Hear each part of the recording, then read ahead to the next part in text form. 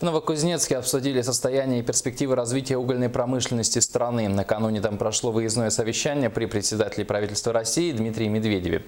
Участие в заседании принял и глава Якутии Егор Борисов. Он внес свои предложения. По большей части они отражают потребности республики. В их числе предложение предусмотреть финансирование и реконструкции аэропорта Нерюнгри, предусмотреть строительство инфраструктуры для нужд реализации проектов угледобычи в арктической зоне региона за счет федерального бюджета и многое другое. Прежде всего, мы говорим о том, что по развитию угольной промышленности будет определять три фактора. Это конкуренция цены на уголь, во-вторых, это